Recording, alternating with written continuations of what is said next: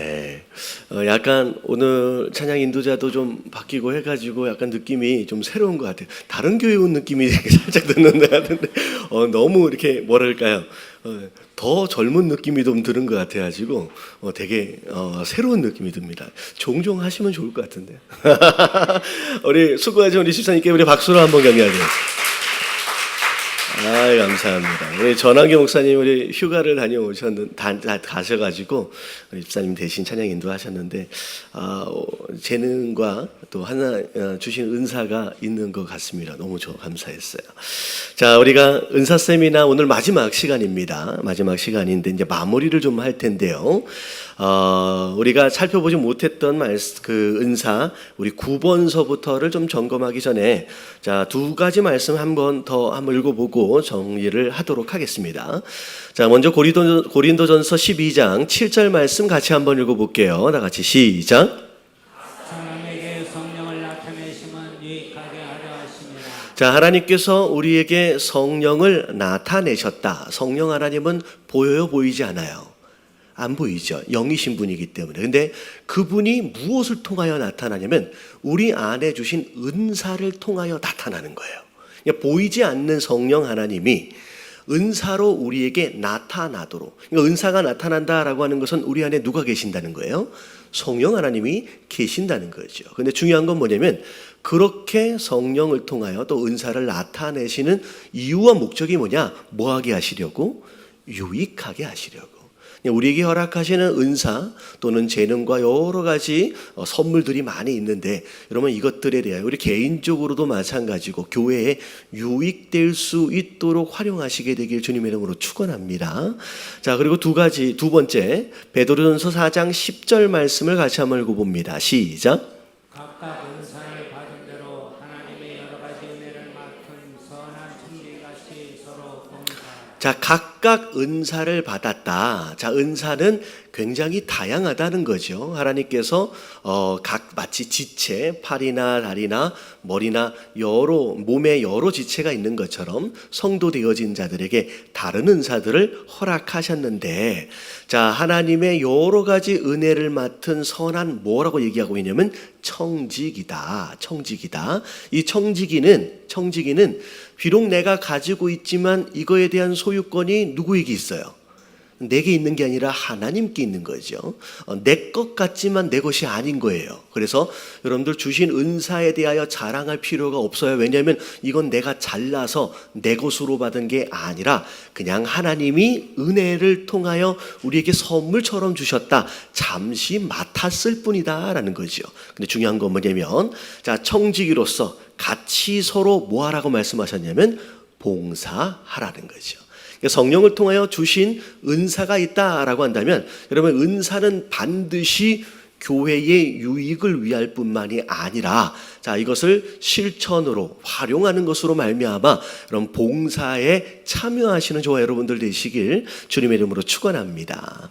자, 그래서 오늘 교제와 더불어서 함께 나눠드린 한 장짜리 핸드아웃이 있을 거예요. 여러분 이게 뭐냐면 자, 이따가 시간이 되면 좀 설명을 드릴 텐데 저희 교회의 부서들 그리고 부서 안에서 어떤 사역들이 있어지고 있느냐에 대한 내용들이 거기 나와 있어요. 자, 그것에 대해서 이따 설명을 드릴 때 여러분 특별히 은사, 내가 받은 은사 5가지 기억하시잖아요. 그걸 점검해 가는 가운데 과연 나는 어디에 관심이 있고 어디에 은사가 있는지를 아는 가운데 여러분 봉사의 일을 결정하시고 결단하시면 좋을 것 같아요. 그래서 거기에 체크하고 이름 쓰는 난이 있어요. 혹시 아직 나는 교회의 구성원으로서 아직 봉사하고 있는 것이 아직 없다라고 하시는 분들은 오늘 이걸 직접 써서 내고 가셔도 되고요.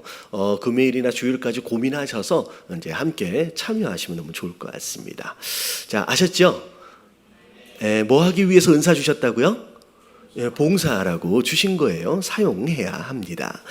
자, 오늘 함께 살펴볼 내용이 42페이지 통역의 은사서부터 우리가 점검을 해서 오늘 이제 마무리하도록 하겠습니다. 자, 9번 통역의 은사인데 자, 일단 개념을 한번 읽어보도록 하겠습니다. 통역의 은사의 개념. 자, 같이 한번 읽어볼게요. 시작. 방언을 순간적으로 해석하여 전달하는 능력.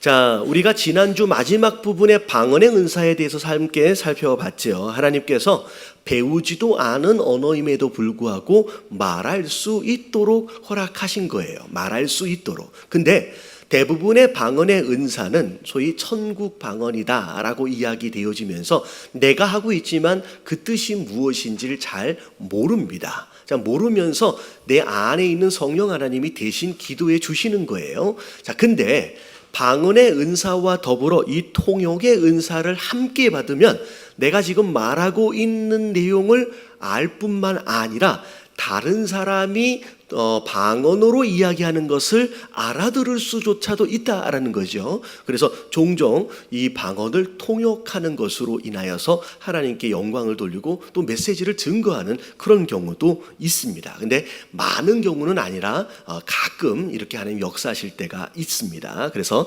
특징을 보면 자 1번 읽어볼게요. 시작. 방언 통역의 은사는 대부분 방언의 은사를 받은 사람이 받는 예, 방언을 말하지 못하시는 분들이 방언을 통역하는 경우는 거의 드뭅니다. 본인이 말을 할 줄 알면서 그리고 통역을 하는 경우들이 대부분이죠. 자, 두 번째 시작. 방언 기도의 정확한 내용을 전달해 준다. 자, 누가 방언을 할 때 그 이야기를 알아듣고 그것을 해석해 줄 아는 바로 그런 문제의 모습. 자, 마지막 세 번째까지 한번 읽어볼게요. 시작. 방언을 통역함으로 교회에 유익을 준다. 자, 방언을 말할 때는 알아듣는 사람이 없기 때문에 덕이 안 되죠. 하지만 통역을 할 수 있는 은사를 가진 분이 누군가 있다라고 한다면 통역과 함께 이 방언이 함께 활용되어지는 것으로 말미암아 교회에게 유익을 줄 수 있다라고 이제 말씀을 드렸습니다. 자, 그리고 나서 이제 주의할 점이 되게 중요해요. 혹시 통역의 은사를 가지신 분들 같은 경우에 뭘 조심해야 되느냐? 자, 1번 같이 한번 읽어볼게요. 시작.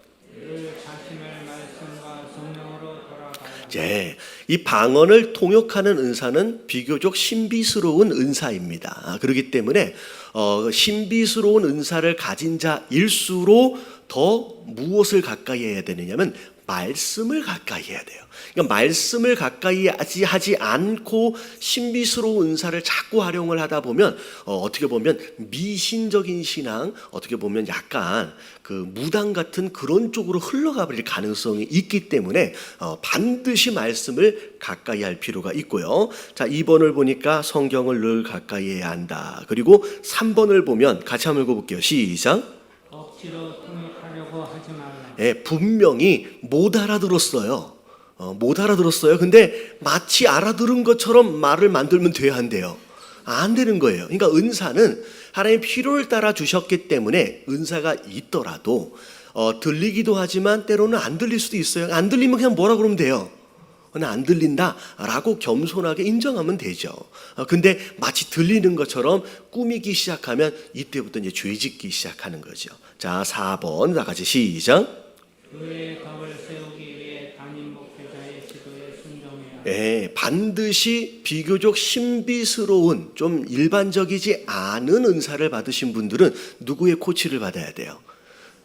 담임 목사의 코치를 지도를 잘 받으셔야 됩니다. 왜냐하면 이게 무너지게 되면 질서가 무너지고 교회에 덕을 끼치기보다는 어려움을 줄 수 있기 때문에 겸손하게 잘 지도를 받아서 순종할 필요가 있죠.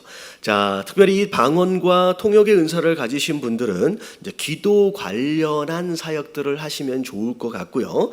자, 그리고 선교팀과 전도팀과 같이 영적 전쟁의 선봉에 서여 있는 자, 어떻게 보면 이게 가장 치열한 이제 부분이기 때문에 그럼 기도가 굉장히 많이 필요합니다. 전도와 선교는. 그래서 그 부분의 사역에 함께 참여하실 수 있으면 좋을 것 같습니다. 자, 그다음에 10번을 볼게요. 자, 사도의 은사 또는 개척 지도자를 돌보는 은사라고 나와 있는데 이 사역은 주로 누가 한 사역이라고 생각하시면 될 것 같냐면 바울 사도가 한 사역이 바로 이 사도의 은사예요. 지도자를 세우고 목회자들을 세우고 교회를 세우고 그리고 본인은 떠나요. 또 세우러 다니고, 그러니까 이런 비슷한 사역들이 주로 이제 사도의 은사라고 생각할 수 있었지만, 세우는 당사자의 입장에서 목회자로서 활동을 할 수도 있고요. 그리고 그 목회자를 뒤에서 돕는 평신도로서도 사역을 할 수 있습니다. 그래서 개척을 할 때 목회자가 개척을 하죠. 하지만 개척하시는 그 목회자를 보이지 않는 곳에서 여러 가지 방법으로 서포팅하는 것 또한 이 사도의 은사에 해당된다고 생각하실 수 있을 것 같아요. 자, 개념 읽어볼게요. 다 같이 시작. 여러 사역지를 개척하여 관리하거나 영적인 권위로 사역지와 사역자를 지도 감독할 수 있는 능력. 예, 그래서 특별한 영적 권위를 가지고 목회자들, 목사님들을 영적으로 영향을 주고 지도하고 가르칠 수 있는 그런 이제 은사를 가지신 분들이 이제 사도의 은사라고 생각하실 수 있을 것 같아요. 자, 특징과 역할은 조금 전에 제가 그냥 설명을 드렸으니까 이해할 수 있을 것 같고요. 자, 주의할 점이 있어요. 주의할 점. 자, 1번 같이 읽어봅니다. 시작. 직함과 명성을 얻기 위해 이 은사가 남용되어서는 안 됩니다. 예, 굉장히 큰 영향력을 미치기 때문에 뭐에 대한 욕심이 들어오냐면 권위에 대한, 명성에 대한 욕심이 들어올 가능성이 높습니다. 그래서 이제 교회로 얘기하고 총회나 노회로 얘기한다면 뭐 총회장, 노회장, 그걸 어찌 보면 명성이나 어떤 그 지위의 욕심을 가지고 그 일을 한다라고 한다면 그게 오히려 본인에게도 그렇고 영향을 미치는 다른 자들에게도 해로움이 될 수 있다는 거죠. 그래서 그렇게 되지 않도록을 조심해야 하고요. 자, 그리고 그렇게 하면 될 것 같아요. 그래서 5번에 보면 가능한 사역이 교회 개척이나 뭐 교단의 책임자나 이렇게 조금 많이 크게 영향을 미치는 그런 리더십의 위치다라고 생각하실 수 있을 것 같아요. 자, 넘어갈게요. 자, 11번입니다. 자, 오늘 커버할 내용이 좀 많아서요. 자, 11번을 보니까 교사, 자, 가르침의 은사. 저희 교회에서도 지금 지난번에 테스트했을 때 비교적 많이 나온 은사들 가운데 하나예요. 교사의 은사. 자, 개념을 볼게요. 다 같이 시작. 말씀의 진리를 효과적으로 전달하고 가르칠 수 있는 능력. 자, 많은 지식을 알고 있는 것과 가르치는 은사는 조금 차이가 있어요. 아무리 많이 알고 있어도 정말 쉬운 내용인데 진짜 어렵게 가르치고 있어요. 그러면 은사가 있는 거예요, 없는 거예요? 이게 없는 거예요. 그래서 정말로 어려운 내용인데 정말로 쉽게 설명을 해. 그래서 누가 들어도 다 알아들을 수 있을 것 같아. 그러면 이것은 은사가 있는 자의 모습입니다. 그래서 알고 있는 지식을 잘 전달하고 설명할 줄 아는 바로 그런 은사가 이제 교사 가르침의 은사지요. 자, 그래서 1번을 보니까 그 내용이에요. 1번과 2번 같이 한번 읽어볼게요. 시작. 진리의 말씀을 이해하기 쉽게 가르칠 수 있다. 자, 2번. 다른 사람이 진리에 관심 가지도록 흥미있게 가르친다. 자, 흥미있게 가르치는 것도 굉장히 중요합니다. 자, 누가 강의를 하는데, 설교를 하는데, 아니 도대체 이 설교와 강의가 언제 끝날까라고 계속 시계만 들여다보고 있어요. 그러면 가르침의 은사가 있는 거예요, 없는 거예요? 이거는 없는 거예요. 근데 아니 한참 듣다 보니까 벌써 끝났어. 그럼 있는 거예요, 없는 거예요? 그럼 있는 거예요.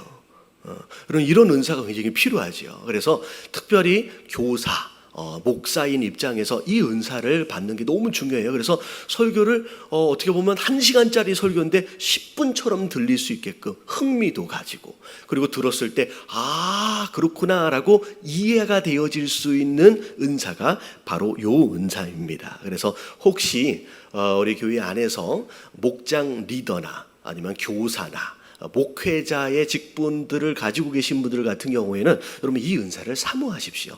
그럼 이게 굉장히 필요합니다.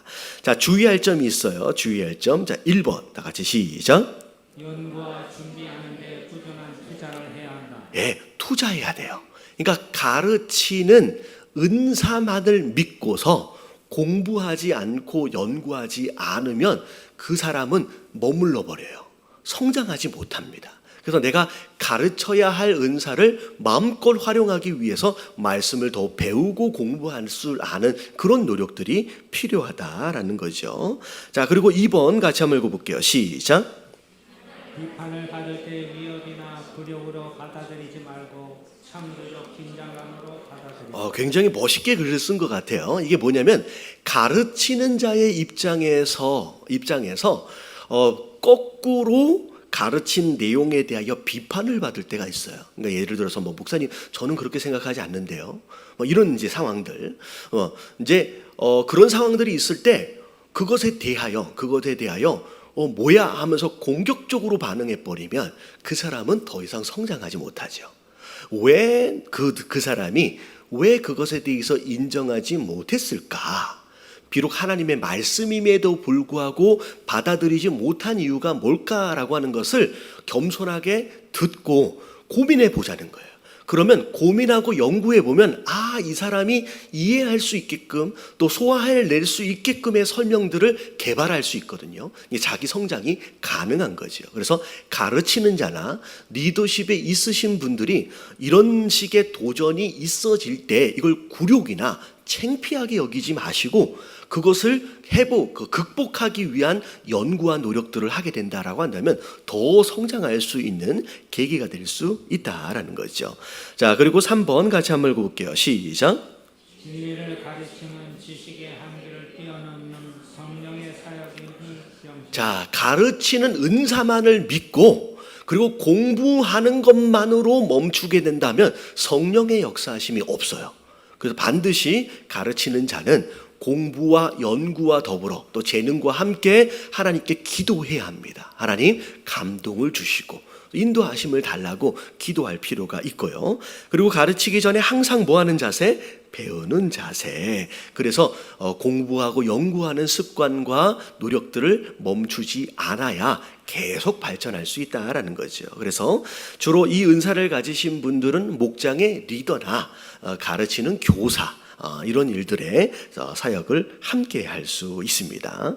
자, 12번에 이제 돕는 섬기는 은사인데 저희 교회 안에서 이 부분들이 많이 나왔어요. 자, 개념을 보겠습니다. 시작. 다른 은사를 가진 사람들의 필요를 채워주어 그들이 은사를 최대한 발휘할 수 있도록 돕는 능력. 자, 이거 굉장히 의미 있는 은사예요. 자, 다른 은사들은 가르치는 은사가 됐든 뭐 예언의 은사가 됐든 병 고치는 은사가 됐든 실체적인 은사예요.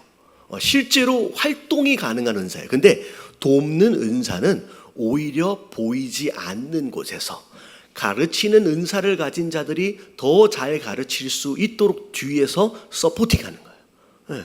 어떻게 보면 병 고치는 은사를 가진 사람들을 뒤에서 서포팅하는 거예요. 그러니까 보이지 않는 곳에서 도움을 주는 역할. 그래서 이 도움을 준다라고 하는 것이 뭐냐면 때로는 재물을 통하여 물질을 통하여 도울 수도 있고요. 때로는 내가 시간을 쪼개서 내가 수고하는 것으로 드릴 수도 있고요. 여러 가지 다양한 방법을 통하여서 도울 수 있게 되겠죠. 그래서 자, 특징과 역할을 보니까 자, 1번을 볼게요. 시작. 단순하게 어려운 사람을 돕는 것이 아니라 성령의 은사를 실행하고 있는 자들을 돕는 것. 예, 그냥 돕는 게 아니라 성령의 은사를 실행하고 있는 그 사람들을 돕는 거죠. 그래서 주로 교회 안에서 리더십 뒤에서 소위 말하면 이게 인간적인 표현일 수 있지만 2인자라 그러잖아요. 2인자 이건 적당한 표현은 아닌데 뒤에서 앞에 나서서 어떤 일들을 하는 자들을 소리소문 없이 살짝 도와주는 그런 역할이라고 생각하실 수 있을 것 같고요. 자, 2번을 보니까 교회 지도자들의 사역과 삶을 돕기 위해 자신의 모든 것을 투자한다. 아까 말씀드렸던 것처럼 건강과 시간과 물질을 드릴 줄 아는 거. 이러면 이게 돕는 자의 역할입니다. 자, 주의할 점 볼게요. 주의할 점 1번 다 같이 시작. 리더의 상을 함께 받음을 명심하여 사역의 권태감에서 자유하라. 야, 이걸 조심해야 돼요. 뒤에서 섬기기 때문에 앞에서 드러나지 않기 때문에 하다 보면 지쳐요. 왜냐하면 앞에서 하는 사람들은 잘한다 못한다 라고 하는 평가가 바로 나오거든요. 그리고 잘했을 경우에 칭찬도 받아요. 격려도 받아요. 근데 뒤에서 섬기는 이분들은 드러나지 않기 때문에 비판받을 일도 별로 없지만 반대로 칭찬받을 일이 별로 없어요. 그러다 보면 무슨 마음이 들어요? 내가 이걸 왜 계속 해야 되지? 누구도 알아주지 못할 텐데. 근데 아무도 알아주지 못하는 것처럼 여겨질 수 있지만 사실은 누가 알아주고 계세요? 이건 하나님이 알아주고요. 심지어 성경에는 리더가 받는 그 상을 동일하게 받는데요.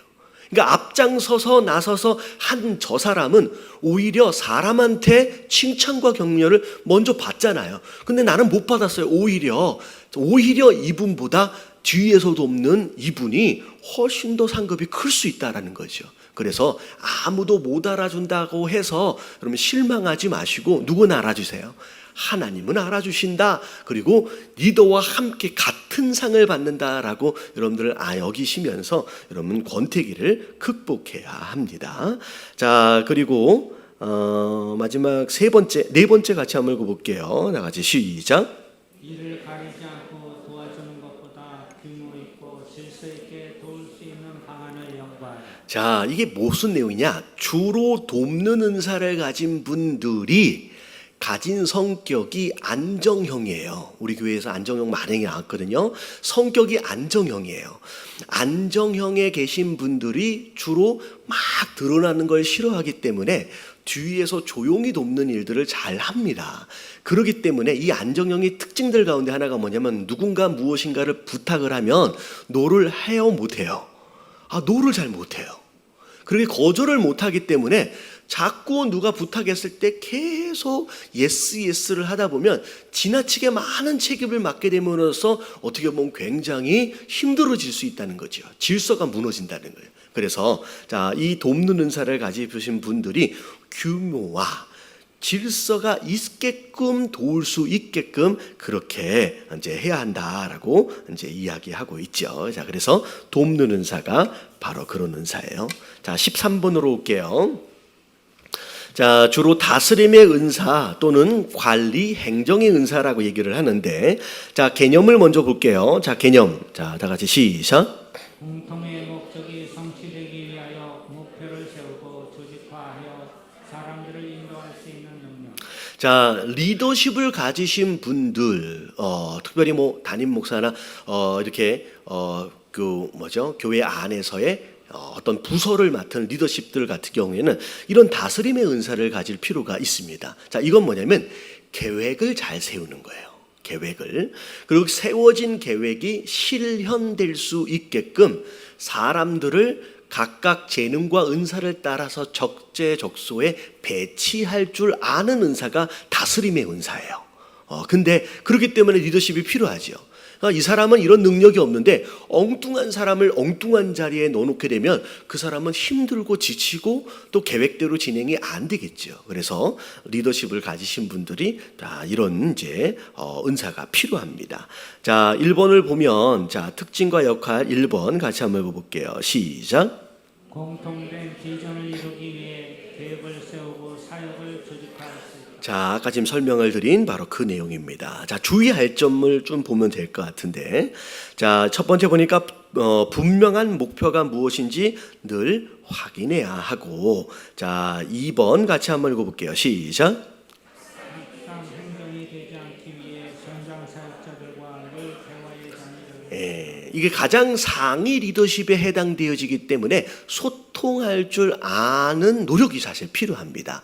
현장에서 실제적으로 그 일을 해야 하는 사람들이 지금 느끼고 있는 고충이 뭔지, 문제가 뭔지를 들어야 돼요. 그렇지 않으면 본인만 책상 위에서 혼자 계획하고 혼자 지시하는 상황. 근데 밑에서는 굉장히 힘든 상황들이 벌어지죠. 그래서 자, 이분들은 이제 서로 소통의 장을 열어둘 필요가 있다. 그리고 상위 리더십이기 때문에 자, 5번 한번 읽어볼게요. 시작. 겸손한 모습을 유지하라. 교만해지면 안 돼요. 내가 지시하고 내가 명령한 것에 다른 사람들이 따르고 있다라고 하는 것으로 인하여서 본인이 마치 높은 사람인 것처럼 착각해서는 안 된다는 거죠. 그래서 섬기는 마음으로, 겸손한 마음으로 이 일들을 할 줄 알아야 됩니다. 자, 가능한 사역이 이제 주로 리더십의 위치다라고 생각하시면 될 것 같고요. 자, 14번입니다. 권위, 권면, 위로 이렇게 이제 은사라고 생각하실 수 있을 것 같은데, 자, 개념 같이 한번 읽어볼게요. 다 같이 시작. 위로와 격려가 필요한 사람들에게 사랑과 권면의 말, 하나님의 말씀으로 힘을 같은 말이라도 이 사람이 하면 참 마음이 푸근해. 여러분 이런 게 은사를 받으신 분들의 이제 모습입니다. 저 같은 경우는 그런 것 같아요. 제가 전에 섬기던 교회에서 부목사로 섬기던 교회에서 담임 목사님은 13번에 다스림의 은사가 있어요. 그래서 이걸 계획을 잘 세우시고 배치를 잘 하세요. 그래서 교회도 많이 부흥을 하게 되고, 자 근데 거기에서 부목사님 한 분이 계시는데 그분은 찬양을 인도하시는 분인데 그분은 다스림의 은사는 별로 없는데 이 권면의 은사가 있어요. 이 권면의 은사예요. 그래서 제가 그분을 보면 아마 그분을 보신 분이 계실 거예요. 저희가 이 장소로 옮겨오기 전에 센트럴 플라자에서 키 작은 되게 찬양 되게 잘하시는 목사님 계셨거든요. 그분 같은 경우는 이 권면의 은사가 있어요. 그러니까 그분은 말을 많이 안 하셔도 일단 은사가 있으니까 어떻게 되냐면 제가 청년부에 멤버로 있었을 때 아직 사역자가 아니었어요. 멤버로 있었을 때 저한테 제 이름이 이제 손영철이잖아요. 제가 너무 힘들어가지고 상담을 하러 갔어요. 상담을 하러 갔더니 목사님이 저기에 딱 앉아 있으니까 그냥 어깨에다가 손을 탁 얹으시면서 영철아 힘들지? 한마디 했는데 그냥 거기에서 한 30분을 울었어요. 그리고 목사님이 저한테 뭐라고 권면을 해준 게 아니야. 근데 거기에서 울면서 그분이 뭐라고 조언하는 게 아니에요. 그냥 울면서 그분 옆에서 울면서 힐링이 다 돼버렸어. 이미 충전이 다 돼버렸어요. 그럼 이거는 감히 아무나 흉내낼 수 있는 게 아니에요. 한번 제가 해봤더니요 안 되더라고. 제가 막 상담을 왔어요. 그래가지고 어깨에다가 제가 어떻게 보면 위로를 제가 잘 못하는 편입니다. 저는 이게 좀 날카로운 편이에요. 그래서 제가 그래도 잘 들어줘야지 하면서 어깨에다가 손을 넣고 집사님 수고가 많으시죠. 맹송맹송해. 전혀 감흥이 없어. 여러분 은사를 받으신 분은 달라요. 여러분 혹시 여러분 주변에 평신도임에도 불구하고 이상하게 그 사람한테만 가면 다 털어놓고 싶은 사람이 있어. 그 있죠. 근데 그게 바로 권면의 은사를 받은 사람이에요. 그래서 여러분 평신도들 가운데 여러분 누군가가 나한테 오면 괜히 나랑 같이 있고 싶어 하고 그리고 같이 있는 가운데 자꾸 자기 속 얘기를 나한테 털어놓으려고 한다. 그러면 내가 권면의 은사가 있구나라고 여기시면 돼요. 저는 이 은사가 없어요. 그래서 저랑 단둘이 딱 이렇게 있으면요 조금씩 둘이 같이 불편해져. 이게 빨리 어떻게 해야 되는데 어제 우리 목장 리더 훈련을 하는데 우리 한 가족 리더 가족이 무슨 일이 있어서 못 온다고 시간을 미뤘어요. 그랬더니 우리 권사님 한 분이 딱 오시더니면 저밖에 없어요? 그러더니 한 분이 딱 와서 너무 다행이다. 그러니까 목사님하고 권사님하고 리더 한 명, 세 명이서 있으니까 너무 서로 세 명이서 앉아서 그런 얘기를 했어요.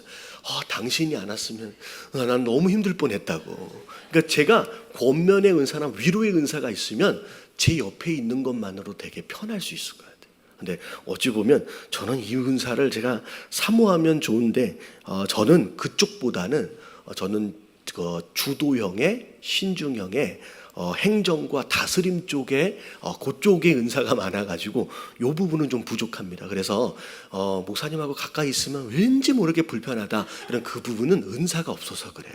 여러분 제가 편한 목사가 되었으면 하면 하나님 우리 목사님에게 권면의 은사를 주십시오라고 기도해 주세요. 저도 사모하는 은사들 가운데 하나입니다. 자, 그런 가운데 성격도 많이 좌우를 좀 받아요. 자, 주의할 점이 있어요. 자, 1번 같이 한번 읽어봅니다. 시작.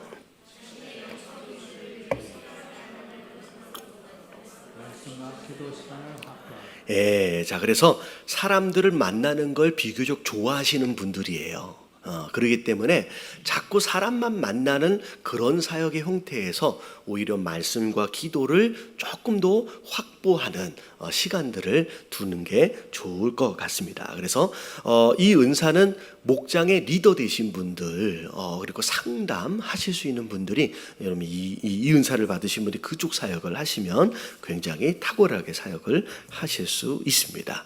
자, 15번을 넘어올게요. 자, 구제, 헌금의 은사입니다. 자, 개념. 자, 다 같이 한번 읽어볼게요. 시작. 하나님 나라와 교회, 가난한 자들을 위해 관대하게 물질과 시간을 바치는 능력. 자, 성도 되어진 자로서 가난한 자를 돌아보고 고아와 과부를 돌보는 거. 여러분, 이거는 성도 되어진 자의 책임이에요. 어떻게 보면 의무입니다. 예수님도 자주 반복해서 말씀을 하셨고요.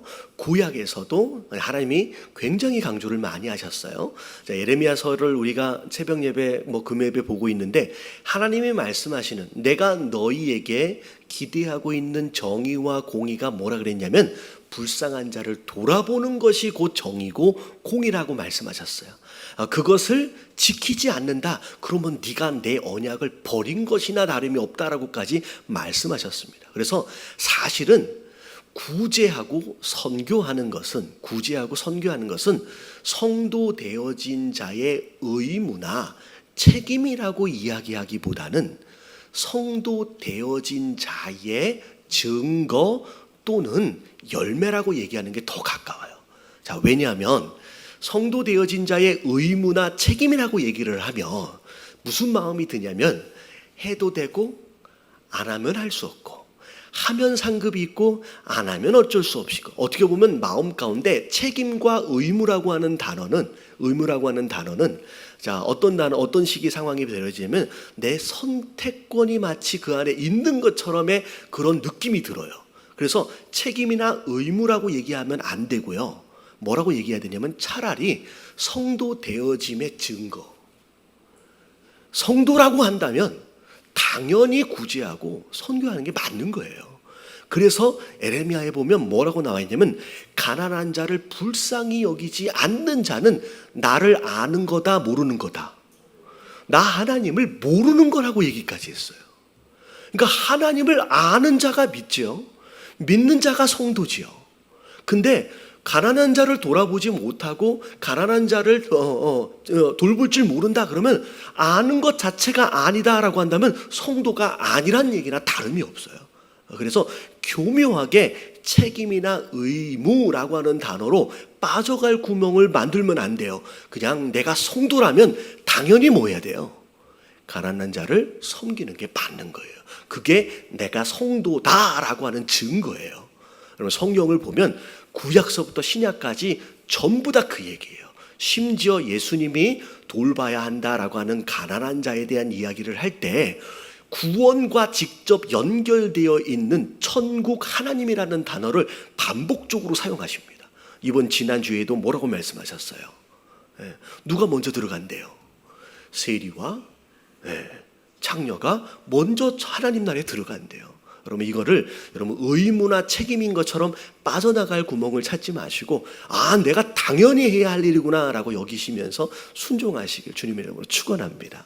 그래서 지난 주일날 조금 좀 과한 말씀이었을 수는 있을 것 같아요. 하지만 순종을 하십시오. 순종을 하시면 돼요.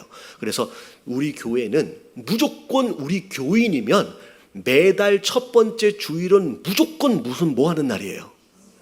선교 헌금하는 날이에요. 내가 내 가족을 위해서만이 아니라 내 배만을 위한 것이 아니라 가난한 자를 돌아볼 줄 아는 거예요. 여러분, 이게 성도 되어짐의 증거입니다. 그래서 얼마 이상 하라 그랬어요. 여러분, 사실은 이건 녹화돼서 지금 유튜브에 올라가는데 제 입으로 얘기하기 민망한데 최소한 어른들은 얼마 이상? 여러분, 한 달에 10,000원 이상은 해야지요. 할렐루야. 그래서 아이들은 얼마 이상? 1,000원 이상. 그래서 우리 아이들은요, 그냥 그 작정 그 헌금 봉투를 아이들에게 다 꽂기로 했어요. 그래서 아이들이 제가 어제 이야기를 들어보니까 그런 얘기를 하더래요. 초등학교 아이인데, 엄마, 교회에서 매달 첫 번째 주에 선교헌금 하래. 그러니까 뭘 올려줘야 된대요? 용돈을 올려줘야 된대. 그러니까 엄마가 하는 얘기가, 왜 내가 용돈을 올려주냐? 네가 선교헌금을 하는데 네가 벌어야지 해가지고 서로 딜을 했다는 거예요. 이렇게 베큐 청소를 하면 1,000원을 받는 걸로. 그래서 아이들로 하여금 내 배만, 나 자신만을 위한 그런 신앙이 아니라 내가 누군가를 섬길 수 있구나. 우리가 탄자니아 가잖아요. 이게 얼마나 열악한 상황 가운데 아르헨티나도 있고 파라과이도 있거든요. 그럼 그런 지역이 얼마나 열악하게 살고 있는데 그 아이들을 위해서 내가 1,000원이라도 섬길 수 있다라고 하는 것을 지금 이 시기서부터 배울 수 있도록 하는 것이 너무 중요합니다. 그래서 사실 이 구제의 은사는 어찌 보면 당연히 해야 할 도리임에도 불구하고 특별히 의 은사를 가지신 분들은 이 부분을 탁월하게 하시는 분들. 네, 근데 이 은사를 가지신 분들에게 사실 하나님이 굉장히 많은 물질적인 축복들을 허락하시죠. 자, 그래서 특징들을 보면 1번을 볼게요. 시작. 헌금과 소득의 11조 이상을 감사함으로 넉넉히 헌금. 11조 한 번 낼 때마다 바들바들 떠는 게 아니야. 당연하지 않아서 과감하게 담대하게 하나님 앞에 드릴 줄 아는 그런 것도 또 어떻게 보면 은사이고요. 자, 두 번째, 교회와 다른 사람의 필요에 그래서 구제라고 하는 거. 다른 사람이 누군가 좀 부족하겠는데 내가 밥이나 한 번 더 사야 되겠다라고 해서 내가 또 섬길 수 있는 그런 모습들도 여기에 해당이 되겠죠. 자, 그리고 주의할 점 1번을 볼게요. 다 같이 시작. 주는 기쁨을 맛보기 위해 계획성 없이 물질을 지출하지만 주로 이런 분들은 계획이 없어요. 그냥 막 나가. 그래서 나중에 너무 내가 모자라. 그래서 그러면 이게 혹시나 남편이나 아내가 이런 구제나 헌금의 은사를 가지신 분들이 계시면 반대로 아내나 남편들이 잘 관리를 좀 해주셔야 됩니다. 나중에 보면 이게 좀 이제 힘들어지는 상황들이 벌어지거든요. 이게 사실 질서와 계획을 가지고 이게 섬길 필요가 있다라는 거죠. 그리고 2번입니다. 시작. 교회를 부각시키고 자신의 이름은 자꾸 무엇인가를 드린 것으로 자기 이름을 드러내려고 하는, 그러니까 봉사를 해도 마찬가지고요. 이런 이제 재정적인 부분에 있어서도 마찬가지예요. 내가 했다. 이게 자꾸 드러나게끔 자꾸 하면 이게 교만함이 되고 나중에는 진짜 순수한 마음에 그렇게 섬기는 게 아니라 사람들에게 보여지기 위해서. 그래서 심지어 신약에 보니까 헌금을 하고 죽은 사람이 있어요. 누구 있어요? 이 아나니아와 삽비라는 심지어 땅을 팔아가지고 헌금을 했는데, 물론 이렇게 숨겨놓은 것이 있지만 그래도 팔아서 드렸잖아요. 그럼에도 불구하고 그것의 의도와 목적이 어떻게 했어요? 순수하지 않고 오히려 사람들에게 보이고 싶어하는, 그것 때문에 또 거짓말까지 하는, 그래서 그런 이제 저주까지 받는 일들이 벌어집니다. 그래서 내가 섬기는 것도 마찬가지고 이렇게 구제와 헌금을 하는 것도 마찬가지고 하나님께 순수한 마음으로 드려야지 사람이 본다라고 하는 그런 마음으로 그렇게 되면 이게 순수함을 잃어버릴 수 있다요. 그래서 3번을 보니까 사람에게 인정받기보다는 누구의? 하나님을 사랑하는 마음으로 부지런히 섬길 줄 알아야 된다라는 거죠. 그래서 이런 은사를 받으신 분들은 주로 이제 가난한 자, 구제, 또 선교나 이렇게 섬기는 일들에 많이 참여하시면 좋죠. 16번입니다. 지도력, 다스림. 아까 아침에 이제 다스림이 나왔는데 이 앞에 있는 다스림은 행정 능력이에요. 근데 여기 나오는 것은 지도력이야, 리더십입니다. 개념을 한번 읽어볼게요. 시작. 하나님의 나라를 위한 분명한 비전, 목표를 제시하여 자발적으로 협력하게 하는 능력. 이 다스림의 은사를 가지신 분들은 주로 비저너리예요. 하나님께서 꿈을 주시고 그 큰 꿈을 함께 이루어갈 수 있도록 사람들을 모으는 은사라고 생각하시면 좋을 것 같아요. 그래서 이런 은사를 가지신 분들은 주로 이 은사가 강력하게 나타나면 교회도 비교적 규모가 커져요. 왜냐하면 이 은사로 사람들을 많이 끌어모으거든요. 그래서 이런 은사를 가지신 분들, 하나님이 원하는 분명한 비전과 목표를 받고요. 2번 읽어볼게요. 시작. 다른 사람이 비전과 목표를 따라 자발적으로 협력할 수 있도록 동기부여를 할 수 있다. 그리고 나름대로의 리더십이 있기 때문에 이런 분들이 목장 리더를 하시게 되면 그 목장은 사람들이 잘 많이 모여요. 이렇게 은사가 있는 경우에는. 근데 주의할 점 1번을 보면 다른 사람에게 위임하여 책임을 맡기는 기술을 개발하라. 이 사람들은 약간 탁월함이 있기 때문에 자기가 혼자 일을 다 해버리려는 그런 욕심들이 좀 있습니다. 근데 맡길 줄 아는 것도 지도력 중에 하나고요. 자, 2번 같이 한번 읽어볼게요. 시작. 인간 관계의 중요성을 늘 인식하고 겸손한 종의 모습으로 섬기라. 네, 사람이 잘 모이기 때문에 모여지는 그 사람들과의 관계성을 굉장히 소홀히 할 경우들이 많아요. 왜냐하면 많은 관계가 있기 때문에. 근데 그것에 대하여 겸손할 줄 알아야 된다라는 거죠. 그래서 가능한 사역들은 각 이제 부서들마다의 리더십의 위치다라고 생각하실 수 있을 것 같아요. 자, 더 넘어갈게요. 자, 일단 우리가 이걸 마무리를 해야 되니까 23번까지. 자, 17번 볼게요. 자, 국률의 은사입니다. 자, 한국말로 쉽게 얘기하면 마음에 어떤 마음이 있는 거예요? 불쌍히 여기는 마음이야. 불쌍히 여기는 마음.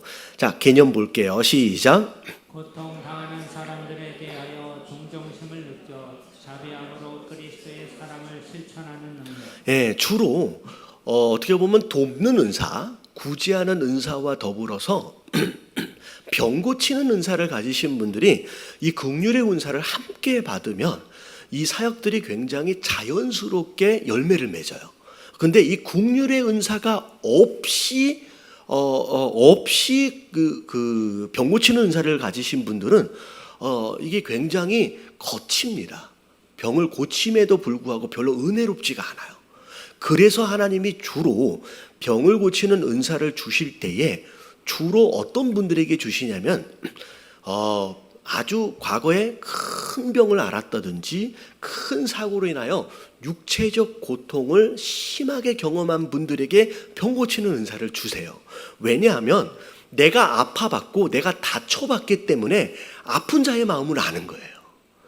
병든 자의 마음을 아는 거예요. 근데 그 마음을 모르는 자들은, 모르는 사람들이 이 병 고치는 은사를 받으면 병을 낫기 위해서 나오는 자들을 굉장히 무시하는 경향들로 은혜롭지가 않아요. 그래서 여러분 특별히 그런 사역들을 하는 경우에 이게 이제 이 긍휼의 은사를 받으면 이게 사역이 굉장히 풍성하고 은혜롭습니다.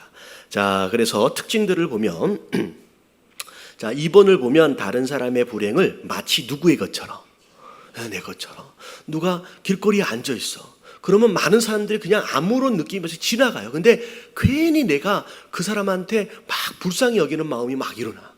TV에서 어떤 아이들의 모습을 보면서 다른 사람들 그냥 다 지나가는데 혼자만 막 눈물이 나. 그러면 이게 사실은 긍휼의 은사를 받으신 분들. 특별히 3번을 보니까 자, 다 같이 한번 읽어볼게요. 시작. 신체적 고통이나 정신적 고통을 갖고 있는 사람들에 대하여 무언가 베풀고자 하는 충동이 있다. 자, 그래서 자, 베풀고자 하는 그런 마음. 자, 이게 이제 긍휼의 은사인데, 자, 주의할 점이 있습니다. 주의할 점이, 자, 4번만 읽어볼게요. 자, 다 같이 시작. 감정에 치우쳐 전체적인 면을 못 볼 수 있으니 생각의 시야를 넓게 유지하라. 네, 불쌍하니까 라고 하는 이 감정이 앞서서 합리적으로 선택하고 결정하지 못할 가능성이 높습니다. 그러니까 불쌍하니까 무조건 주고. 그러니까 어떻게 보면 어찌 보면 사실은 미국 같은 경우에 많은 분들, 오늘 한국도 마찬가지일 것 같아요. 노숙자들. 여러분 노숙자들은 돈이 없어서 노숙자일 수도 있지만 사실은 뭐가 많이 아픈 사람이냐면 마음이 많이 아픈 사람이에요. 마음이 많이 아픈. 그래서 어찌 보면 그냥 노숙자에게 빵 하나를 더 드리면요, 그냥 그 빵을 그냥 그날 먹고 끝나요. 그럼 내일도 그 자리에 있고요, 1년 뒤에도 그 자리에 있어요. 이게 왜 그러냐면 돈이 없고 실력이 없고가 아니라 이거 마음이 이미 많이 다쳐버린 상태고 망가진 상황이기 때문에.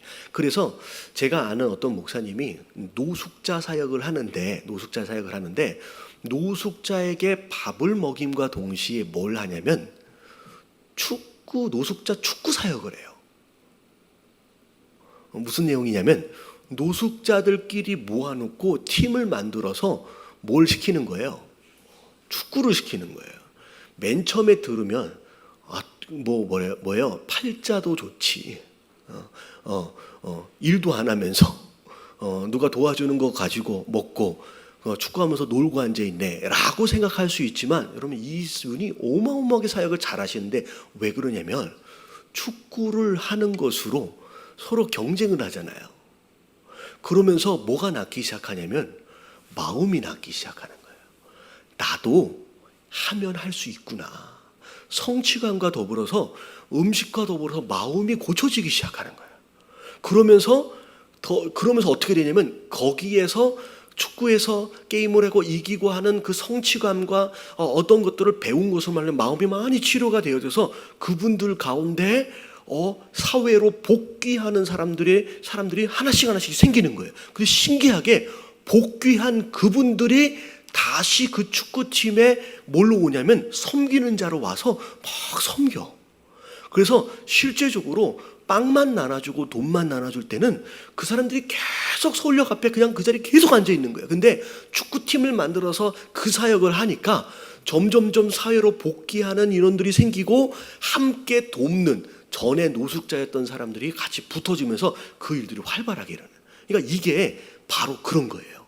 불쌍히 여긴다라고 하는 그런 감정적인 것만을 가지고 그냥 던져주기 시작하면 그걸로 끝인데 그 감정적인 것과 더불어서 합리적이고 어떻게 보면 효과적인 어떤 그런 아이디어를 조금 더 실질적으로 생각을 해가지고의 방법들을 활용할 수 있다라고 한다면 진짜 열매도 맺어질 수 있다는 거죠. 그래서 그냥 불쌍하니까 라고 하는 감정이 먼저 나서지 않도록 조심할 필요가 있습니다. 자, 특별히 긍휼의 은사 같은 경우는 기도를 해야 하는 특별한 사역, 중보기도 사역, 그리고 전도와 선교를 위한 사역, 구제 사역, 이런 사역들에 활용이 되면 너무 좋겠죠. 자, 18번 볼게요. 전도의 은사입니다. 전도의 은사. 자, 개념 읽어볼게요. 시작. 불신자들을 예수님의 제자 삼기 위해 효과적으로 복음을 전할 수 있는 특별한 능력. 자, 근데 밑에 뭐라고 또 나와 있냐면, 자, 가로친 대로만 또 읽어볼게요. 시작. 은사와 임무는 구분되어야 한다. 모든 그리스도인은 각각 다른 은사를 가졌지만 동일한 임무를 가지고 있다. 전도의 은사가 없다고 해서 전도하지 않아도 되는 것은 아니다. 전도의 은사가 있는 사람은 전도의 은사가 없는 사람보다 전도를 즐기거나 특별히 잘한다. 나는 전도의 은사가 없는데 그러니까 은사 있는 사람이 알아서 해야지 이렇게 아니라는 거예요. 성도 되어진 자, 여기 나와 있는 것 임무라 그랬잖아요. 임무기 때문에 누구나 해야 돼요. 근데 특별히 은사를 받으신 분들 같은 경우는 임무나 책임이기 때문에 전도를 하는 게 아니라 그냥 전도하는 게 즐거워요. 그리고 이런 은사를 가지신 분들은 굉장히 열매도 많이 있습니다. 여러분 다음 주에 강의의 내용이 이제 제가 강의를 안 하고 우리 신바울 선교사님 모셔다가 강의를 하는데 이 부분에 대한 이제 강의가 있어질 거예요. 그러면 이게 성도의 임무이고 책임인데 전도를 잘 하고 살아요? 못 하고 살아요? 여러분 못 하고 산다는 거예요. 부끄러운 이야기. 어떻게 보면 교회를 다니고 있음에도 불구하고 단 한 번도 입을 벌려서 복음을 증거해 보지 못하고 하나님 만나는 퍼센티지가 심지어 7, 80% 이상이라고 합니다. 나는 복음을 듣고 구원을 받았는데 그냥 구원받지 못하고 지옥 가는 사람들이 있음에도 불구하고 입을 못 벌리는 거예요. 여러분 다음 주에 반드시 강의에 참여하세요. 여러분 다음 주에 진짜 이 세대에 우리가 정말 어렵다라고 느낄 수 있는 이 전도를 어떻게 하면 쉽게 할 수 있을까라고 하는 것을 정말로 잘 가르쳐 드릴 거예요. 그래서 다음 주에 꼭 오시면 좋을 것 같고요. 특별히 은사를 가지신 분들은 아주 즐겁게 합니다. 그래서 특징 중에 하나가 뭐냐면 1번 읽어볼게요. 시작. 전도를 의무감으로 하지 않고 즐긴다. 네, 전도를 의무감이 아니라 즐기면서. 그리고 또 이분들 같은 경우는 주로 어떤 성경의 분들이 많냐면 사교형의 분들이 좀 많아요. 그래서 2번을 같이 한번 읽어볼게요. 시작. 낯선 사람에게 쉽게 말을 걸 수 있고 대중 앞에서도 담대히 말을 할 수 있다. 약간 사교형을 가지신 분들, 성격을 그런 종류로 가지신 분들이 이런 은사를 함께 받는 경우들이 많습니다. 그래서 저는 이렇게 엘리베이터를 타면 이렇게 혼자 있을 때는 뭐 할 것 같아요? 엘리베이터 딱 타고 눌러놓고 혼자 있을 때는 여기 뒤에 붙어 있는 거울을 봐요.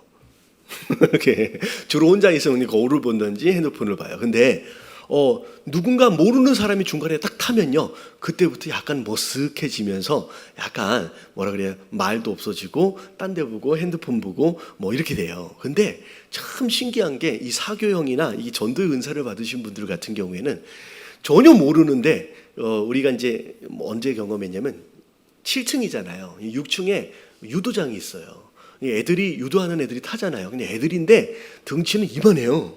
애들이 이만한 애들이 타면 저는 위협을 느끼면서 이렇게 서 있는데 우리 목사님 중에 누구는 애들이 탁 타는 순간 애들한테 막 반말로 막 말을 거는 거야.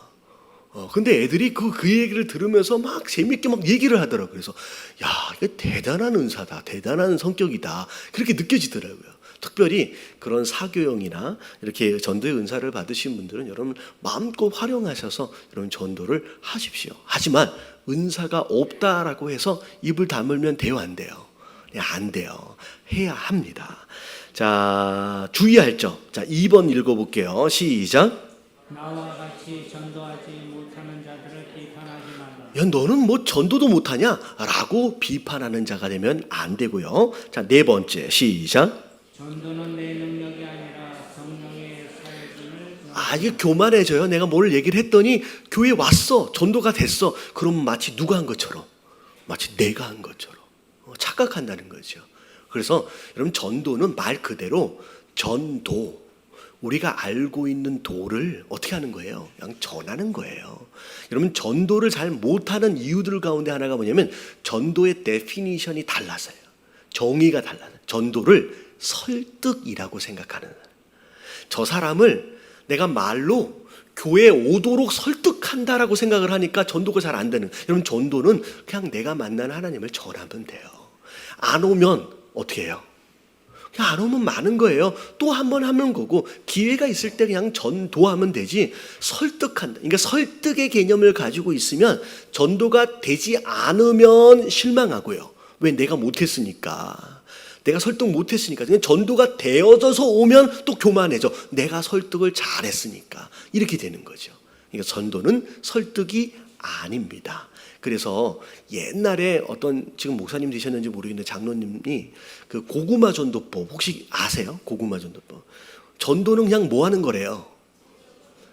젓가락을 들고서 이 고구마가 찜통에서 익었는지 안 익었는지를 확인하기 위해서 젓가락으로 찔러보는 것이 전도래요.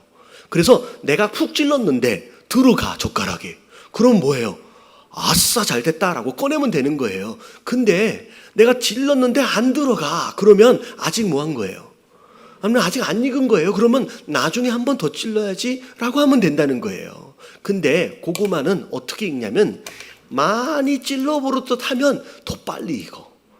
그래서 대체적으로 교회 오실 때 이 젓가락으로 한 7번 이상 정도가 찍혀져야 그때 교회에 온대요. 그러니까 내가 몇 번째 찍을 줄 몰라. 내가 한 번 찍었는데 온다 그러면 이미 나보다 먼저 6번이나 누군가 찔른 거예요. 그렇기 때문에 내가 데려갔다고 생각하지 마시고요. 내가 찔렀는데 안 들어가. 그러면 앞으로 한 6번만 더 찌르면 그 사람이 먹겠구나 생각하시고 그냥 더 나중에 한 번 더 찌르시면 돼요. 전도는 설득이 아니에요. 그냥 전하는 거예요. 그래서 내 능력이 아니다라고 여러분 겸손하셔야 합니다. 자, 그 다음에 19번 목사, 목양의 은사인데 개념입니다. 자, 개념 읽어볼게요. 시작. 성도들의 영적 성장을 위하여 장기적으로 양육하고 보호하며 지도하는 이 목사와 목양의 은사는 이제 제가 받아야 할 은사 중에 하나입니다. 장기적으로 어떤 성도, 전도되어진 누군가를 양육하고 보호하고 지도해 가면서 잘 성장하고 성숙해 갈 수 있도록 돕는 바로 그 은사가 바로 목사와 목양의 은사입니다. 주로 이 은사는 어찌 보면 이제 목장 리더 되시는 분들이 이 은사를 받아야 합니다. 여러분 사모하세요. 그래야 이게 어떻게 보면 굉장히 많은 시간도 필요하고 에너지도 많이 필요해요. 그 사람을 잘 양육해내기 위해서. 자, 조심해야 될 부분, 주의할 점만 볼게요. 자, 1번 같이 한번 읽어봅니다. 시작. 영혼을 감당하는 자로서 순결하고 성숙한 인격을 겸비한다. 자, 내가 영적으로 누군가를 돌보고 있는 자이기 때문에 나의 거룩함이 되게 중요해요. 그래서 이런 리더십에 있는 자들은 스스로 거룩하고 순결하도록을 위해서 노력을 함과 동시에 장기적으로 누군가를 돌본다라고 하는 부분에 있어서만큼은 사실 뭐가 많이 필요하냐면 좋은 인격이 필요합니다. 전도나 선격은 단기일 안에 돌아오게 하는 거예요. 그래서 탁월한 실력이 있으면 가능할 수 있어요. 물론 이제 은사를 통하여 하나님 기름 부심이 있겠죠. 하지만 장기적으로 누군가를 돌본다라고 했을 때는요, 내 안에 숨겨져 있는 뭐가 다 드러나요. 인격적인 것들이 다 드러나게 돼 있습니다. 그렇기 때문에 자기의 마음밭을 잘 가꾸는 노력들이 굉장히 중요하게 필요하죠. 자, 20번 대접의 은사. 자, 1번 읽어봅니다. 자, 개념 시작. 가정을 개방하고 음식과 잠자리를 즐겁고 편안하게 제공하는 명. 네, 음식과 잠자리. 그래서 자기 집을 잘 오픈할 줄 아는 이런 은사가 대접의 은사라고 생각할 수 있을 거예요. 이 사람들은 주로 사교형, 그래서 사람을 잘 좋아하고 사람하고 만나는 것으로 에너지를 받는 그런 형태. 그래서 특징 1번을 보면 사람이 없을 때보다 사람이 있을 때가 더 즐거워요. 근데 반대로 이 은사가 없으신 분들은 사람이 있으면 굉장히 힘들어하고 피곤해하는 이런 은사가 없으면, 대접의 은사가 없으면 그럴 수 있죠. 근데 2번을 보면 처음 방문한 사람을 편안하게 해준다라는 그런 것도 있고요. 근데 이제 주의할 점이 뭐냐면, 이건 내가 받은 은사가 있을 수 있지만 내 가족의 일원들 가운데 대접의 은사가 없는 분이 있을 수 있어요. 2번 한번 읽어볼게요. 시작. 집을 개방하거나 손님을 대접하여 섬길 때 가족과 의논하라. 예, 의논해야 돼요. 이게 남자가 이 은사를 받고 여자가 이 은사가 없으면 이게 부부싸움이 계속 일어나는 거예요. 그 남자는 대접의 은사가 있어요. 그래서 직장 끝나면 야, 우리 집으로 가자. 우리 집에 뭐 있다 해서 다 끌고 와. 근데 여자는 이 은사가 없어요. 그럼 어떻게 돼요? 그냥 그날 저녁에 난리가 나는 거예요. 여자가 이 은사가 있고 남자가 이 은사가 없으면 차라리 나은데, 여러분 여자가 이 은사가 없는데 남자가 이런 은사가 있으면요, 이 부부싸움이 잦아질 수 있어요. 그래서 내가 섬기고 대접하는 것을 참 좋아한다라고 한다면 그냥 내 중심적으로만 생각하면 안 되고 같이 함께 해야만 하는 내 가족들에게 뭐 해야 돼요? 물어봐야 돼요. 물어봐야지 안 싸우죠. 그래서 그렇게 할 필요가 있어요. 3개 남았어요. 재주, 재능의 은사. 개념 한번 읽어보겠습니다. 시작. 사역에 사용된 물건들을 창조적으로 디자인하거나 만들거나 쉽게 다룰 수 있는 능력. 손재주가 좋은 사람이 있어요. 소위 뭐 금손이라고 얘기하잖아요. 누군 거꾸로 얘기하면 똥손. 뭘 만지면 맨날 고장만다. 그게 이제 똥손이거든요. 뭐 만들기는커녕 고장만 내는. 근데 이게 금손인 사람은 손만 대면 너무 잘해. 그래서 우리가 이제 여름 성경학교라든지 뭔가 이렇게 막 준비를 하게 되면 이런 손재주가 있는, 이런 재능이 있는 분들이 여름 성경학교에 봉사를 하면 아주 데코레이션도 정말 아름답게 되지요. 이런 분들은 섬기면 참 좋아요. 저 같은 경우가 사실 이 은사가 비교적 있는 편입니다. 그래서 이제 제가 전에 섬기던 교회에서도 제가 이제 인테리어나 막 이런 것들을 제가 막 다 많이 하고 막 그렇게 했거든요. 근데 이제 저뿐만 아니라 이런 은사들이 많이 있으면 이제 환경 자체가 되게 아름다워질 수 있을 것 같아요. 그래서 손재주라고 간단하게 생각하시면 될 것 같은데, 참 어떻게 보면 재밌는 것이 이게 재능임과 동시에 은사고, 재능과는 상관이 없이 또 은사로만 나타날 수도 있어요. 그래서 제가 누구라고는 얘기를 안 하겠지만 우리 교회에서 이렇게 미디어 하시는 분이 계세요. 미디어 하시는 전도사님 계시는데 그분은 기기치래요. 기계에 대해서는 그냥 똥손이라는 거예요. 맨날 뭐 하면 막 망가진대요. 근데 지금 뭐 하고 있냐면 지금 미디어를 하면서 영상 편집과 함께 그런 것들 탁월하게 잘해. 그러니까 어떻게 보면 재능은 전혀 없는데 뭐만 주신 거예요? 이 일을 할 수 있게끔 은사를 주신 거예요. 누군지 모르죠? 내가 얘기 안 했으니까. 그런 분이 계세요. 그러니까 재능과 은사가 같이 가기도 하지만 특별한 계기를 통하여 재능이 없는데 은사를 주셔서 그 일을 감당할 수 있게끔 하나님께서 하실 때도 있습니다. 자, 그리고 나서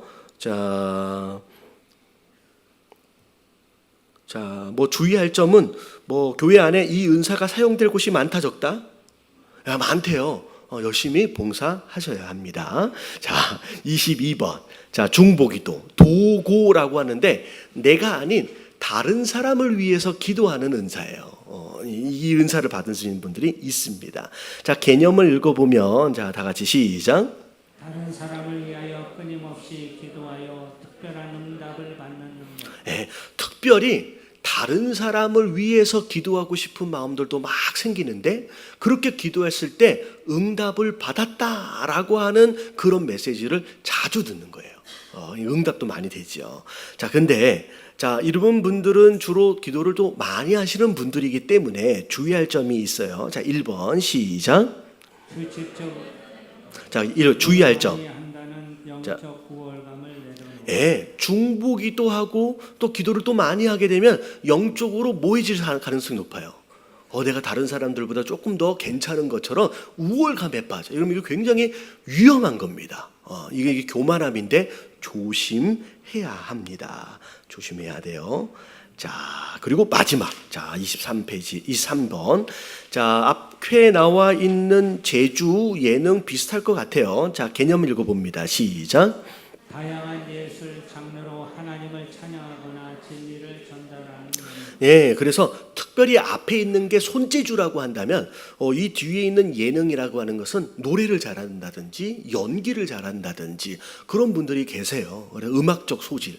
저는 사실은 제가 전에 섬기던 교회에서 굉장히 오랫동안 찬양 인도를 했어요. 찬양 인도를 쭉 해왔는데도 불구하고 그래도 찬양을 하는 은사는 재능과 함께 받았어요. 그래서 잘 했는데 저는 음악적 소질에 대해서 특별히 악기를 다루는 부분에 있어서의 은사나 재능을 받은 적이 없어요. 받지를 않았어요. 그래서 저는 제가 10년 넘게 찬양 인도를 했거든요. 근데 악보가 없으면 한 곡도 연주를 못해요. 그러니까 저는 되게 신기한 거예요. 그렇게 오랫동안 많은 곡들을 많이 자주, 그래서 제가 새벽 예배 찬양이 매일 아침마다 찬양 인도를 했거든요. 그럼에도 불구하고 악보가 없으면요 찬양 인도를 못해요. 기타를 못 쳐요. 심지어 저는 아직도 저는 음악 하시는 분이 너무 신기한데 A를 눌렀을 때, A라고 하는 코드를 쳤을 때 왜 그 음정이 왜 거기에 맞는지 나는 아무리 생각해도 이해가 안 가. 다 비슷한 것 같은데. 그렇죠. A를 쳤는데 왜 거기에 왜 그 음이 맞는지 나는 아무리 생각해도 이해가 안 가요. 여러분, 이게 거기 은사가 없는 거예요. 그래서 재능, 예술적 재능, 노래나 특별히 뭐 악기라든지 무슨 연극, 연기 뭐 이런 것으로 하나님이 특별하게 주시는 은사들이 있는, 소위 말하면 끼가 있는 분들이 어떻게 보면 은사로 받은 분들이 종종 있습니다. 자, 주의할 점 2번만 같이 한번 읽어볼게요. 자, 2번 다 같이 시작. 자기 과시의 목적이 아니라 그리스도를 증거하는 것에 목적이 있다. 자, 자꾸 이런 분들이 끼가 많아요. 그래서 어떻게 하면 뭐에 유혹에 시달리냐면 내가 자꾸 드러나고 싶은 유혹에 빠집니다. 그렇기 때문에 이게 우리 그 젊은 사람들이 관종이라 그러잖아요. 관심 받고 싶은. 그래서 거기에 빠지면 안 돼요. 그래서 특별히 예능, 이 예술적 이제 재능을 가진 분들이 끼가 함께 있기 때문에 자기가 자꾸 드러나서 교회 안에서는 내가 드러나면 안 되고 누가 드러나야 돼요? 하나님이 드러나야 되는데 나로 인하여 하나님이 가리게 되면 안 되죠. 그런 부분들은 우리가 이제 조심할 필요가 있습니다. 자, 그래서 우리가 첫째 날에 내가 어떤 은사를 가지고 있는지의 테스트와 함께 지금 5가지, 내가 가지고 있는 은사 5가지를 점검을 했었고, 그 은사를 따라서 내가 가지고 있는 은사가 어떤 은사인지 지금 지난주 이번 주에 전부 다 확인을 했습니다. 여러분들 테스트가 이제 너무 급하게 하다 보니까 엉성하게 잘못 나올 수도 있거든요. 여러분들 혹시 교재를 가지고 계신 분들 계시면 집에 가서 다시 해가지고 내가 어떤 은사인지 다시 한번 확인을 하시면 좋을 것 같고요. 자, 이게 이제 지금 첫 번째 일과의 내용이 관심이었어요. 관심을 가지고 내가 어디에서 사역할지를, 내가 어디에서 봉사할지가 결정이 됩니다. 그리고 은사를 가지고 그 지역 안에서, 그 부서 안에서 내가 무엇으로 섬길지가 결정이 되는 것이 이제 은사입니다. 그리고 자, 이거 내용 다음에 성격이 있어요. 이 성격은 이 교재에서는 안 보고 이미 피플퍼즐에서 우리가 함께 다 살펴봤기 때문에 내가 주도형인지 사교형인지 안정형인지 신중형인지 우리가 확인을 했잖아요. 내가 어떤 성격을 가지고 있느냐에 따라서 같은 부서에서 같은 일이지만 다르게 또 사역이 될 수가 있죠. 그래서 여러분들 지금 관심과 은사와 이 성격을 가지고 내가 어디에서 어떻게 섬길지를 여러분 찾아서 이제 봉사의 일을 이제 하시면 될 것 같아요. 그래서 뒤에 나와 있는 성격에 대한 내용들 이미 살펴봤지만 이 교재에서 한 번 더 테스트하기 원하시는 분들은 더 테스트를 하시면 될 것 같아요. 자, 그래서 자, 72페이지. 자, 72페이지. 사역자 프로파일 작성. 이래서 이 열쇠가 나오잖아요.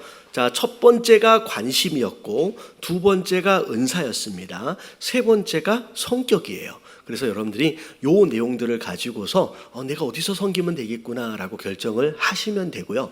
지금 우리가 이제 7월 달에 하반기에 들어와서 상반기 때 여기에서 내가 봉사를 하고 있지만 내가 이 관심과 은사와 성격을 보니까 오히려 우리 교회 안에서는 여기서 섬기면 더 괜찮겠구나라고 해서 여러분들이 이제 봉사나 사역을 이 하반기에서 뭐라 그럴까요?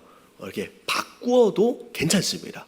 바꿔도 괜찮아요. 그래서 처음에는 이제 종종 이제 교회로 오게 되면 어떻게 봉사를 하게 되냐면 나랑 친한 사람이 야 이거 같이 하자라고 해서 얼떨결에 끌려가서 봉사를 해요.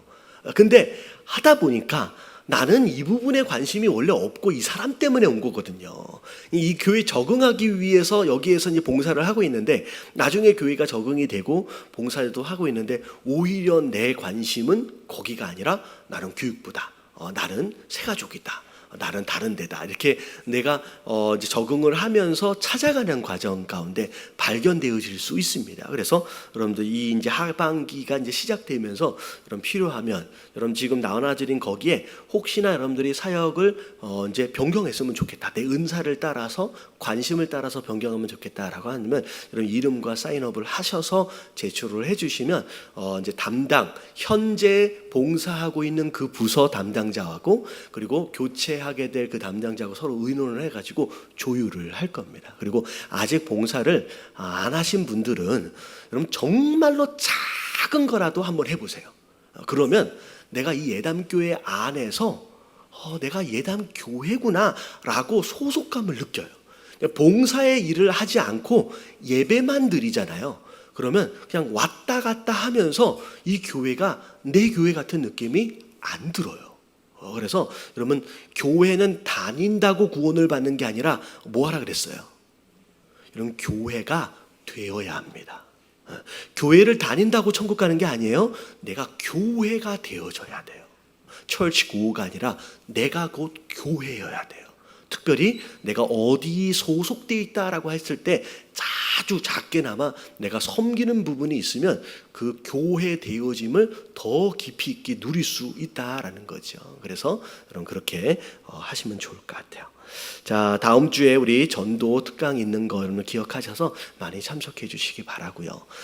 특별히 이번 주일날 돌아오는 주일날 여러분들 함께 선교 헌금하기로 했던 거 아이들서부터 해가지고 잘 가르쳐가지고 순종하시면 너무 좋을 것 같아요. 자, 마무리 제가 기도하고 예배를 마치도록 하겠습니다.